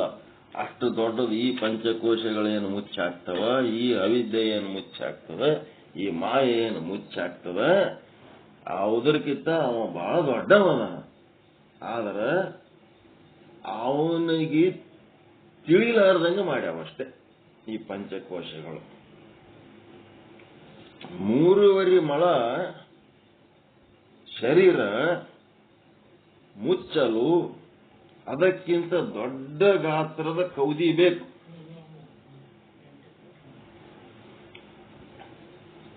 ಕೌದಿ ಅಥವಾ ಚಾದರ ನೀವು ಮಲ್ಕೋತಿರಲ್ಲ, ಹೊಚ್ಕೋತಿರಲ್ಲ, ಹೊಚ್ಕೊಂಡಾಗ ನಿಮ್ಮ 3.5 ಮೊಳದಕ್ಕಿಂತ ದೊಡ್ಡದು ಚಾದರ ಕೌದಿ ಇದ್ರೆ ಹೊಚ್ಕೊಳಕ್ ಬರ್ತದೆ. ಒಂದ್ ಸಣ್ಣ ಟವೆಲ್ ತಗೊಂಡ್ರೆ ಹೊಚ್ಕೊಳಕ್ ಬರ್ತದೇನು? ಅದಕ್ಕ 3.5 ಮೊಳ ಶರೀರ ಮುಚ್ಚಲು ಅದಕ್ಕಿಂತ ದೊಡ್ಡ ಗಾತ್ರ ಕೌದಿನೋ ಚಾದರೋ ಬೇಕು.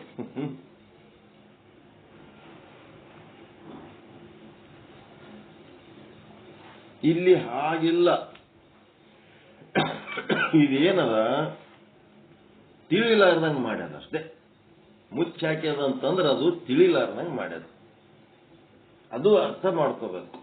ಇದನ್ನ ಸರಿಯಾಗಿ ತಿಳಿಯಲಾರದ ಕಾರಣ,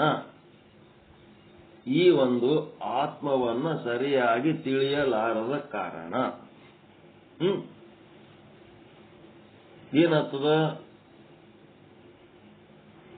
ಸರಿಯಾಗಿ ತಿಳ್ಕೋಬೇಕು ಅಂತಂದ್ರೆ ಅನುವಿನಿಂದ ತಿಳ್ಕೋಬೇಕು. ಗುರುವಿನ ಜೊತೆಗೆ ಗುರು ಏನ್ ಹೇಳ್ತಾನ, ಎದಕ್ಕೆ ಹೇಳ್ತಾನ, ಅನುವಿನಿಂದ ತಿಳ್ಕೋಬೇಕು. ಅನುವಿನಿಂದ ತಿಳ್ಕೊಳ್ಳೋದು ಹೆಂಗಿರ್ತದ ಅಂತಂದ್ರ, ಮಗನಿಗೆ ಗಾಡಿ ಕಲಿಸ್ಲಕ್ ಹೋಗಿರ್ತೀರ ಅಂತ ತಿಳ್ಕೊಳ್ರಿ. ಮಗನಿಗೆ ಗಾಡಿ ಕಲಿಸ್ಲಕ್ಕ ಕರ್ಕೊಂಡು ಹೋದಾಗ ಗಾಡಿದು ರೇಸ್ ಬಿಡೋದು ಕಲಿಸ್ತೀರ. ಇದ್ರ ಮೇಲೆ ಹಿಂಗ ಕೂತು ಹಿಂಗ ರೇಸ್ ಬಿಟ್ರೆ ಗಾಡಿ ಹಿಂಗ ಮುಂದಕ್ಕೆ ಹೋಗ್ತದ ಅಂತನೂ ಕಲಿಸ್ತೀರಿ. ಅವ ರೇಸ್ ಬಿಡೋದು ಕಲಿಸ್ಯಾನ ಅಂತ ಹೇಳಕ್ಕೆ ರೇಸ್ ಬಿಟ್ಕೊಂಡು ಹೋದ್ನಂದ್ರ ಏನಾಗ್ತದ ಪರಿಸ್ಥಿತಿ? ಅದ್ರ ಜೊತೆಗೆ ಏನ್ ಕಲಿಸ್ಬೇಕು?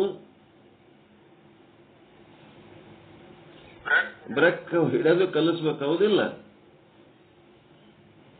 ರೇಸ್ ಬಿಡೋದು ಕಲಿಸ್ಬೇಕು, ಬ್ರೇಕ್ ಹಿಡಿಯೋದು ಕಲಿಸ್ಬೇಕು, ಎರಡು ಕಲಿಸ್ಬೇಕು, ಹೌದಾ ಇಲ್ಲ? ಈಗಿನ ಮಕ್ಕಳು ಹೆಂಗದವ ಅಂತಂದ್ರ, ನೀ ಅದು ಮಾಡಂದಿರಿ, ಮಾಡ್ಲಕತ್ತೀನಿ, ಮತ್ತ ಇದು ಬ್ಯಾಡ ಅಂತಿದೆಲ್ಲ ಹೆಂಗ? ಮಾಡ್ಬೇಕ ಬಿಡಬೇಕು, ಹಿಂಗ ಅನುವಿನ ಇಲ್ಲವು ಮಕ್ಕಳು. ಯಾವಾಗಾರ ಬ್ಯಾಡ ಅಂದ್ರೆ ಬಿಟ್ಟೆ ಬಿಡೋದು, ಮಾಡಂದ್ರೆ ಅದೇ ಮಾಡೋದು. ಅನುವಿನಾಗಿದ್ರ ಎದಕ್ಕೆ ಬ್ರೇಕ್ ಹಾಕಬೇಕು, ಎದಕ್ಕೆ ರೇಸ್ ಬಿಡಬೇಕು, ಅನುವಿನಾಗಿದ್ರೆ ತಿಳಿತು. ಅನುವಿನಾಗಿರ್ಲಿಲ್ಲ ಅಂತಂದ್ರ ಮಾಡತ್ ಹೇಳಕ್ಕೆ ಮಾಡತ್ ಮುಂದೆ ಮಾಡ್ತೀರಿ. ಆಯ್ತು ಮಾಡ್ಲಕತ್ತದಾಗ ಮತ್ತೆ ಬ್ಯಾಡ್ ಅಂತ ಹೇಳಕ್ಕೆ ಕಂಟ್ರೋಲ್ ಮಾಡ್ತೀರಿ. ಏನಿದೆ ನಿಮ್ದು?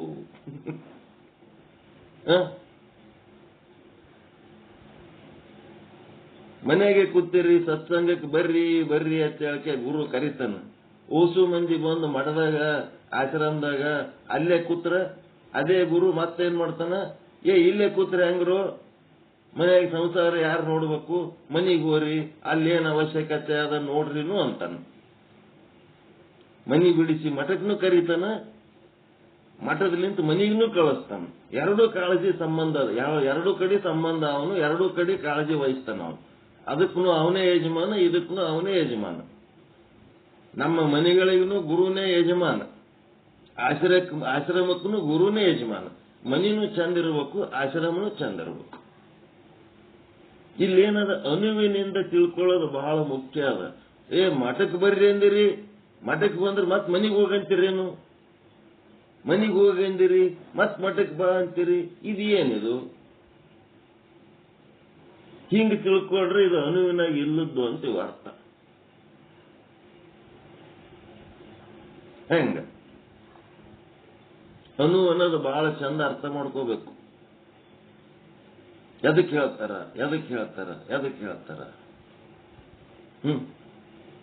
ಈಗ ಮೇಟಿಗೆ ಊಟ ಅಂತ ಹೊಡಿತಿರ್ತಾರ. ಮೊದಲಿನವ್ರು ಹೊಡಿತಿದ್ರು, ಈಗೇನ್ ಮಾಡ್ತಾರ ಗೊತ್ತಿಲ್ಲ. ಮೇಟಿಗೆ ಊಟ ಅಂತ ಹೊಡಿತಿರ್ತಾರ. ಅದಕ್ಕೆ ಎತ್ತ ಕಟ್ಟಿ ಸುತ್ತ ತಿರುಗಿಸಿ ರಾಶಿ ಮಾಡೋದಕ್ಕೆ ಮೇಟಿಗೆ ಊಟ ಅಂತ ಹೊಡಿತಿರ್ತಾರ. ಆ ಮೇಟಿಗೆ ಊಟ ಏನ್ ಮಾಡ್ತಾರ?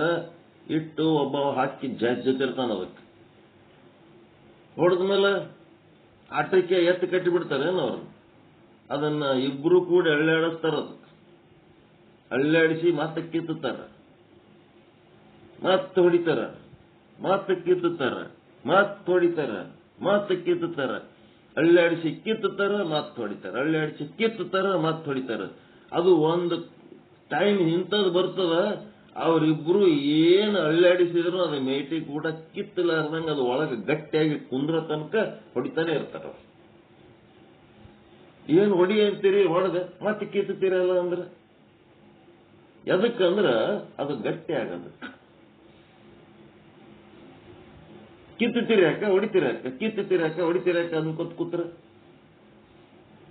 ಅನುವಿನಿಂದ ಅರ್ಥ ಮಾಡ್ಕೊಳ್ಳೋವನಿಗೆ ಅದು ಗಟ್ಟಿ ಆಗೋದಕ್ಕೆ ಹಂಗ್ ಮಾಡ್ತಾರ ಅಂತ ಅರ್ಥ ಆಗ್ತದೆ. ಗಟ್ಟಿ ಆಗ್ಲಾರ್ದವನಿಗೆ ಏನಾಗ್ತದ, ಹೊಡಿ ಅವ ಕಷ್ಟಪಟ್ಟು ಹೊಡೆದಿರ್ತಾನ, ಇಷ್ಟು ಹೊಡೆದೆ ಮತ್ತೆ ನೀ ಕಿತ್ತಂದೆಲ್ಲ, ಕಿತ್ತಾಕ ನಾ ಹೊಡೆದದ್ದು ಯಾಕೆ ಕಿತ್ತೀನಿ ನೀನು, ಕಿತ್ತಿದ ಮೇಲೆ ಮತ್ತೆ ಯಾಕೆ ಹೊಡಿತಿ, ಇದು ಏನದ ಅನುವಿರ್ಲಾರ್ದವ್ರ ಮಾತಿ. ಅದಕ್ಕೆ ಇಲ್ಲಿ ಏನಾಗ್ಯದ, ಆತ್ಮವನ್ನ ಸರಿಯಾಗಿ ತಿಳಿಯಲಾರದವರು ಏನ್ ಮಾಡ್ಯಾರ, ಕೆಲವರು ಅನ್ನಮಯ ಕೋಶವನ್ನೇ ಏನನ್ಕೊಂಡಾರ, ಚಾರ್ವಾಕರು ಸ್ಥೂಲ ದೇಹವನ್ನೇ ಏನಂದಾರ, ಅದಕ್ಕೆ ಆತ್ಮ ಅಂದರು. ತಿಳಿಲಾರದವರು, ಆತ್ಮವನ್ನ ತಿಳಿಯಲಾರದವರು, ಆತ್ಮವನ್ನ ತಿಳಿಯಲಾರದವರು ಏನ್ ಮಾಡಿದ್ರು, ಅನ್ನಮಯ ಕೋಶವನ್ನೇ ಆತ್ಮ ಅಂದರು. ಕೆಲವರು ಪ್ರಾಣಮಯ, ಮನೋಮಯ, ವಿಜ್ಞಾನಮಯ ಕೋಶವನ್ನೇ ಕೆಲವರು ಆತ್ಮ ಅಂದರು. ಸೂಕ್ಷ್ಮ ಶರೀರವನ್ನೇ ಆತ್ಮ ಅಂದರು. ಕೆಲವರು ಆನಂದಮಯ ಕೋಶ ಅಂತ ಏನದಲ್ಲ, ಕಾರಣ ಶರೀರ, ಅದನ್ನೇ ಆತ್ಮ ಅಂದ್ರು. ಯಾಕಂದ್ರು ಇವರೆಲ್ಲ, ಯಾಕಂದ್ರೆ ಈ ರೀತಿ? ನೀನೊಬ್ಬರು ಒಂದ್ ಕಡೆ ಹೋಗಿದ್ದೆ, ಸ್ಕೂಲ್ ಮಾಸ್ಟರ್ಗಳು, ಕಾಲೇಜಿನವರು ಎಲ್ಲರೂ ಕೂಡಿ ಒಂದೇನೋ ಫಂಕ್ಷನ್ ಮಾಡಿದ್ರು, ಅಲ್ಲಿ ಹೋಗಿದ್ದೆ. ಅಲ್ಲಿ ಒಬ್ಬವ ಈ ಜಗತ್ತಿನಲ್ಲಿ ಶಾಶ್ವತವಾದದ್ದು ಯಾವುದು ಅಂತೇಳಿ, ಯಾವುದನ್ನ ಶಾಶ್ವತ ಅಂತ ಹೇಳಿದ ಬುದ್ಧ ಅಂತೇಳಿ ಪ್ರಶ್ನೆ ಹಾಕಿ, ನನಗ ನಿದ್ದೆ ಬರ್ಲಕತ್ತಿತ್ತು, ಎಚ್ಚರಾಗ್ಬಿಟ್ಟೆ, ಏನೋ ಶಾಶ್ವತವಾದದ್ದೇನೋ ಹೇಳ್ತಾನಂತೇಳಿ ಆ ಫಂಕ್ಷನ್ದಾಗ ಮಕ್ಕೊಂಡ್ಬಿಟ್ಟಿದ್ದೆ. ನಾ ಹೋಗಿ ಅವ ಏನ್ ಹೇಳದ, ಶಾಶ್ವತ ಈ ಜಗತ್ತಿನಾಗ ಏನ್ ಶಾಶ್ವತ ಅಂದ್ರೆ ಬುದ್ಧ ಏನ್ ಹೇಳನ, ನಿರಂತರ ವ್ಯತ್ಯಾಸ ಏನ್ ಆತದಲ್ಲ ಪರಿವರ್ತನೆ, ಆ ಪರಿವರ್ತನೆಯೇ ಶಾಶ್ವತ ಅಂತ ಬುದ್ಧ ಹೇಳನಂತ ಹೇಳ್ಬಿಟ್ರು. ವ್ಯತ್ಯಾಸ ಆಗದ ಹೆಂಗ ಶಾಶ್ವತ ಇರ್ತದ? ತೆರೆಗಳು ಬರ್ತಿರ್ತಾವ, ಸ್ವಲ್ಪ ಹೊತ್ತು ತೇಲ್ತಿರ್ತಾವ, ಮತ್ತ ಅವು ಮತ್ತ ಲೀನ್ ಆಗ್ತಿರ್ತಾವ. ಅದು ಪರಿವರ್ತನೆ.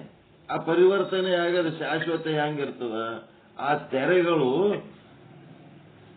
ವ್ಯತ್ಯಾಸ ಆಗಂತ ವಸ್ತುವಿಗೆ ಒಂದು ವ್ಯತ್ಯಾಸ ಆಗ್ಲಾರ್ದ ವಸ್ತುವಿನ ಒಂದು ಆಧಾರ ಬೇಕಾ? ಇಲ್ಲ.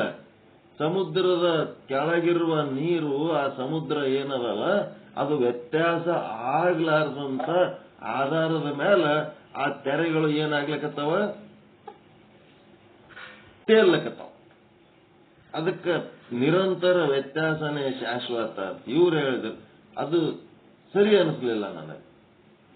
ಬಾಲಕ, ಯುವಕ, ಮುದುಕ ಇದು ವ್ಯತ್ಯಾಸ ಆಗ್ತಿರ್ತದ, ಇದೇ ಶಾಶ್ವತನ? ಇದು ಒಳಗಿರುವ ಚೈತನ್ಯ ಶಾಶ್ವತನ? ಏನು ಈ ಶರೀರದ ಸ್ಥಿತಿಗತಿ ಮತಿಗಳು ಶಾಶ್ವತನ? ಚೈತನ್ಯನೇ ಶಾಶ್ವತ. ಅದನ್ನ ಬಿಟ್ಟು ಅದರದು ತಿಳಿಲಾರ್ದವರು ಏನ್ ಹೇಳ್ತಾರಂದ್ರೆ ಇಂಥವು ಹೇಳ್ತಿರ್ತಾರೆ. ಪಂಚಕೋಶಗಳು 3 ಶರೀರಗಳಲ್ಲಿ ಆಗುವ ಪರಿವರ್ತನೆಗಳು, ಈ 3 ಶರೀರಗಳನ್ನೇ ಆತ್ಮ ಅಂತ ಹೇಳ್ತಾರ. ಕಾರಣ ಅದ್ಯಾಕೆ ಮೇಲ್ಮೇಲೆ ಹೇಳ್ತಾರಂತಂದ್ರ, ಅವರಿಗೆ ಒಳ ಹೊಕ್ಕು ತಿಳಿಯುವ ಸಾಮರ್ಥ್ಯವಿಲ್ಲದವರು. ಒಳ ಹೊಕ್ಕು ಒಳಗೆಲ್ಲದ ಅಂತೇಳಿ, ಒಳಗೇನದ ಅಂತೇಳಿ, ಒಳಗೇನದ ಆಪರೇಷನ್ ಮಾಡಿ ಒಳಗೆ ಹುಡುಕಿದ್ರೆ ಸಿಗುತ್ತದೇನು? ಸಪ್ತಧಾತುಗಳು ಬಿಟ್ರ ಹೊರಗೇನದ? ಪಂಚಭೂತಗಳು ಬಿಟ್ರೆ ಏನ್ ಕಾಣಿಸ್ತದ ಅಂತೇಳಿ ಅದರ ಒಳಗ ಹೊಕ್ಕು ತಿಳಿಯುವ ಸಾಮರ್ಥ್ಯವಿಲ್ಲದವರು 3 ಶರೀರ ಮತ್ತು ಪಂಚಕೋಶಗಳು ಅವುಗಳಲ್ಲಿ ಉಂಟಾಗುವ ಸ್ಥಿತಿಗತಿ ಮತಿ ವ್ಯತ್ಯಾಸಗಳನ್ನೇ ಆತ್ಮ ಅಂತ ತಿಳ್ಕೊಂಡ್ರು. ಅದೇನದು? ಅಸಮರ್ಥರ ವಾದ. ಒಳಗಿರುವ ಆತ್ಮನನ್ನ ಸಂಶೋಧನೆ ಮಾಡ್ಲಿಕ್ಕತ್ತಾರ. ಈಗ ತಪ್ಪು ತಿಳುವಳಿಕೆಗಳನ್ನ ತೆಗೆದುಹಾಕ್ಲಕತ್ತಾರ. ಈಗ ಕಾರಣ ಒಳಹೊಕ್ಕು ತಿಳಿಯುವ ಸಾಮರ್ಥ್ಯವಿಲ್ಲದವರು. ಅನೇಕ ಮಂದಮತಿಗಳಾದ ಪುರುಷರು ಅನಾತ್ಮ ಪದಾರ್ಥಗಳಾದ ಯಾವ ಪಂಚಕೋಶಗಳಿರುವವೋ ಅವುಗಳಲ್ಲಿ ಒಬ್ಬೊಬ್ಬರು ಒಂದೊಂದನ್ನು ಆತ್ಮ ಎಂದು ಗ್ರಹಿಸಿ ಆತ್ಮ ಸ್ವರೂಪದ ಬಗ್ಗೆ ವಿಮುಖರಾಗಿಯೇ ಉಳಿದರು. ಮುಂದೆ ಆತ್ಮಜ್ಞಾನಕ್ಕೆ ಅವರು ಹೋಗಲೇ ಇಲ್ಲ, ತುದಿ ಮುಟ್ಲೇ ಇಲ್ಲ. ಯಾರು ಮ್ಯೂಟ್ ಮಾಡ್ಕೊಂಡಿಲ್ಲ ಗೊತ್ತಾಗಲ್ಲ, ಕುಸ್ ಕುಸ್ ಅನ್ಕೋತ ಯಾಕೆ ಚಾಲು ಇಟ್ಕೊಂಡು ಕೂತೀರಿ? ಮ್ಯೂಟ್ ಮಾಡ್ಕೋರಿ.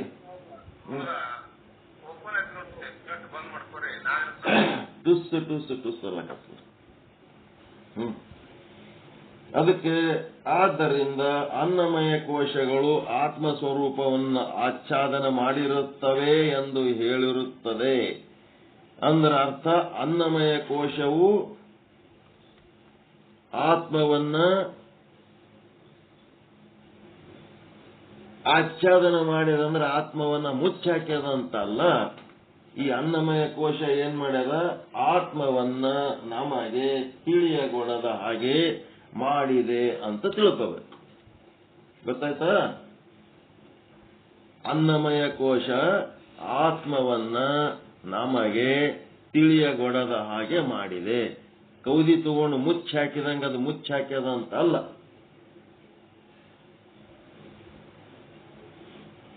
ತಿಳಿತ್ರ? ಅದಕ್ಕೆ ಏನ್ ಮಾಡಬೇಕು? ವಿರೋಚನ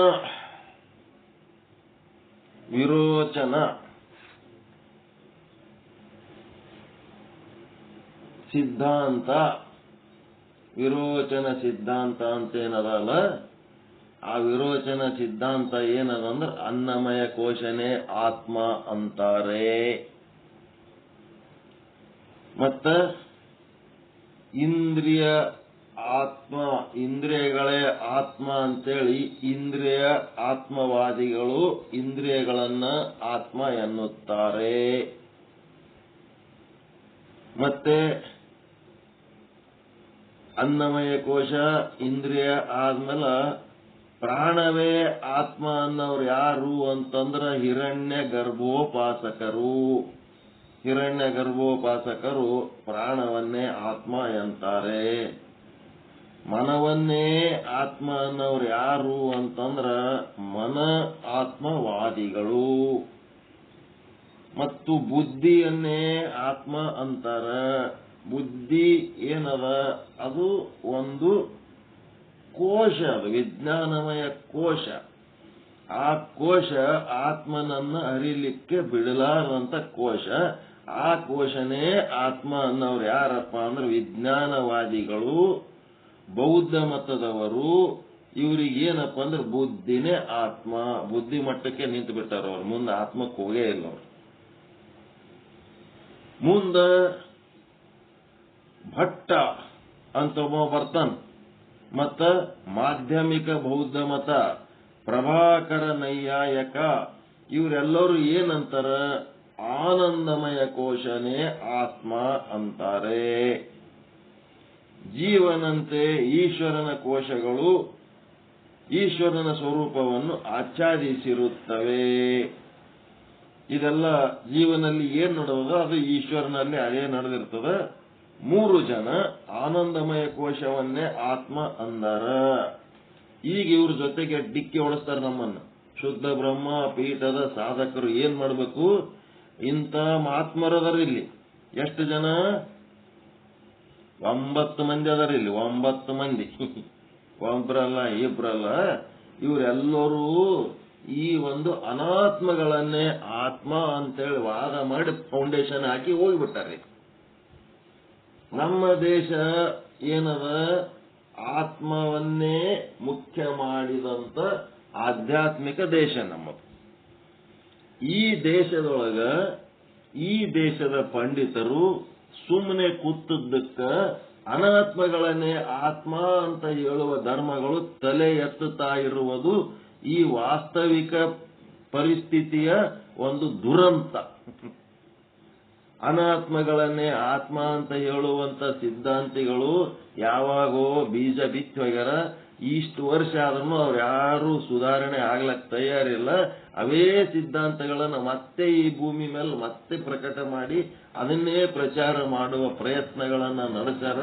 ಅದು ನಮ್ಮ ದೇಶದೊಳಗ ನಮ್ಮ ಧರ್ಮ ಭಾರತದ ಸನಾತನ ಧರ್ಮದವರು ತಣ್ಣಗಿದ್ದದಕ್ಕೆ ಬೇರೆ ಧರ್ಮಗಳು ತಲೆ ಎತ್ತುತ್ತಾ ಇವೆ. ಅದಕ್ಕೆ ಬಹಳ ಹುಷಾರಾಗಿರ್ಬೇಕು. ಈ ಧರ್ಮ ದೊಡ್ಡದು ಒಂದು 200-300 ಮಕ್ಕಳು ಕುಳಿತಂತ ಒಂದು ಸಭೆಯೊಳಗ ಈ ಒಂದು ನಿರಂತರ ಪರಿವರ್ತನೆಯೇ ಶಾಶ್ವತ ಅಂತೇಳಿ ಹೇಳಿದ್ಮೇಲೆ ಆಸು ಮಕ್ಕಳು ಹಾಳಾದ್ರ ಇಲ್ಲ. ಅವ್ರಿಗೆ ಆತ್ಮನೇ ಶಾಶ್ವತ ಅನ್ನದ್ಬಿಟ್ಟು ಅವು ಸಣ್ಣ ಹುಡುಗರಿಗೆ ಅದು ಕಲಿಸಿದ ಮೇಲೆ ಮುಂದೆ ವೇದಾಂತಿಗಳ ಪುಣ್ಯವಂತರಿಗೆ ವೇದಾಂತಿಗಳ ಸಂಪರ್ಕ ಬಂದಾಗ ಆವಾಗ ಅವರಿಗೆ ಅದು ತಪ್ಪು ಅಂತ ಗೊತ್ತಾಗ್ತದೆ. ವೇದಾಂತಿಗಳ ಸಂಪರ್ಕ ಬರಲಿಲ್ಲ ಅಂದ್ರೆ ಎಲ್ಲೆಲ್ಲಿ ಏನೇನು ಕಲ್ತಾರ ಅವ್ರಿಗೆ ಅದೇ ಕರೆಕ್ಟ್ ಅನಿಸಿ ಹೋಗ್ಬಿಡ್ತದ. ನಿನ್ನೆ ಒಂದು 300 ಮಕ್ಕಳು ಕೊಲೆ ಮಾಡಿದಷ್ಟು ನನಗೆ ದುಃಖ ಆಗಿಬಿಡುತ್ತ ಅಂತ ಮಾತು ಹೇಳಿದಾಗ. ಶಾಶ್ವತ ವಸ್ತುವನ್ನ ಏನೂ ಗೊತ್ತಿಲ್ಲ, ಅಶಾಶ್ವತವಾದಂತ ವಸ್ತುವೇ ಶಾಶ್ವತ ಅಂತೇಳಿ ಆ ಮಕ್ಕಳ ತಲೆ ಒಳಗೆ ತುಂಬಿದ್ರಲ್ಲ, ಸತ್ರಪ್ಪ ಅಂದೆ ನಾನು. ಹಿಂಗ ಆಗ್ತದ ಇರ್ಲಿ. ಈಗೇನ್ ಮಾಡ್ಬೇಕು? ಸಿದ್ಧಾಂತದ ಹಿನ್ನೆಲೆಯಲ್ಲಿ ಈ ಒಂದು ಪಂಚಕೋಶಗಳನ್ನ ಅರ್ಥ ಮಾಡಿಕೊಂಡು ಮದ್ದಿನ ಆನೆಯನ್ನ ಸುಟ್ಟು ಹಾಕಿ ಮುದ್ದಿನ ಆನೆಯನ್ನ ಪಡೆದುಕೊಳ್ಳುವ ಒಂದು ಪ್ರಯತ್ನ, ಪ್ರಾಮಾಣಿಕ ಪ್ರಯತ್ನ, ಅದ್ಭುತವಾದಂತ ಒಂದು ಪಾಠ ನಾಳೆಯಿಂದ ಮತ್ತೆ ಮುಂದುವರಿತದ. ಇಲ್ಲಿ ತನಕ ಕೇಳಿದ್ರೊಳಗೆ ಏನಾರ ಡೌಟು, ಏನಾರ ಅಭಿಪ್ರಾಯ, ಉಪಯೋಗ ಆಗ್ಯದ ಇಲ್ಲ, ಏನ್ ಬೇಸರ ಬತ್ತ, ಸಿಟ್ಟು ಬಂತ, ಸಂಕಟ ಆಯ್ತಾ? ಆವರಣ ಮತ್ತು ಮಾಡಿಕೊಂಡಕ್ಕಿಂತ ದೊಡ್ಡದಿರ್ತಕ್ಕಂತ ನಮ್ಗೆ ಕಂಡು ಬಂದ್ರು ಕೂಡ ಅದು ಸತ್ಯನ. ಈ ಒಂದು ಆತ್ಮದ ವಿಷಯದಲ್ಲಿ ಆತ್ಮ ಅದನ್ನು ಅರಿಯದಂತೆ ಮಾಡಿದ್ರು ಅದನ್ನು ಮುಚ್ಚ. ಇವೆಲ್ಲ ಕೆಲವೊಂದು ಮುಖ್ಯ ಅಂಶಗಳು. ಒಂದೇ ಅಂಶ ತಿಳ್ಕೊಂಡ್ರು ಸಾಕು, ಇವತ್ತಿನ ಪಾಠ ಸಾರ್ಥಕ ಆಗ್ತದ ಅಂತ ಹೇಳಿ ಇವತ್ತಿನ ಪಾಠವನ್ನ ನಿಮ್ಮೆಲ್ಲರ ಪಾದಗಳಿಗೆ ಅರ್ಪಿಸ್ತಾ ಇದ್ದೇನೆ.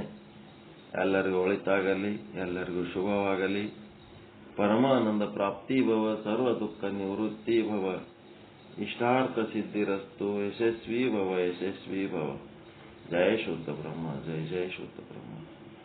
ಓಂ ಶಾಂತಿ ಶಾಂತಿ ಶಾಂತಿ. ಶರಣ ಶರಣ. ಯಾಕಂದ್ರೆ ಪರಮಾತ್ಮ ಒಳ ಮತ್ತು ಹೊರಗ ಎಲ್ಲ ಕಡೆ ಅದಾನಂತಕ್ಕಂಥ ಚೈತನ್ಯವನ್ನ ಮತ್ತು ಎಲ್ಲವನ್ನು ನೋಡ್ತಾ ಇರ್ತಾನ.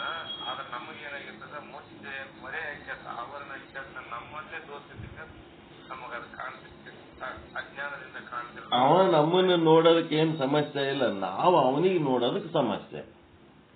ಸಮಸ್ಯೆ ಎಲ್ಲಿ ಅದ ಅಂದ್ರೆ ನಮ್ಮಲ್ಲಿ ಅದ, ಅವನಲ್ಲಿಲ್ಲ. ನಮ್ಮೊಳಗಿನ ಸಮಸ್ಯೆ ಬಗೆಹರಿಸ್ಕೋಬೇಕಾದ್ರೆ ಗುರುವಿನ ಜೊತೆ ಅನುವಿನಲ್ಲಿ ಕುಳಿತು ಶ್ರವಣ ಮನನ ನಿಧಿಧ್ಯಾಸನ ಮಾಡೋದ್ರಿಂದ ನಮ್ಮೊಳಗಿನ ಸಮಸ್ಯೆ ಬಗೆಹರಿಸ್ಕೊಂಡು ಅವ ಎಷ್ಟು ಸರಳವಾಗಿ ನಮ್ಮನ್ನು ನೋಡ್ತಾನ, ನಾವು ಅಷ್ಟೇ ಸರಳವಾಗಿ ಅವನನ್ನು ನೋಡ್ಲಿಕ್ಕೆ ಸಾಧ್ಯ. ಅವನನ್ನ ಅರಿಯುವುದಕ್ಕೆ ನೋಡೋದು ಅಂತಂದ್ರೆ ಅರಿಯುವುದಕ್ಕೆ ಸಾಧ್ಯ. ಅರಿಬೋದಿಲ್ಲ, ತಿಳ್ಕೊಳ್ಳೋದಷ್ಟೇ. ಪರಮಾತ್ಮ ಅಂದ್ರೆ ನೋಡೋದ ಈ ಕಣ್ಣಲ್ಲಿ ಅಂತ ನೋಡೋದಲ್ಲ, ಅದು ತಿಳ್ಕೊಳ್ಳೋ ವಿಷಯ, ಅದು ವಿಚಾರ ಮಾಡಿ ತಿಳ್ಕೊಳ್ಳೋದಷ್ಟೇ.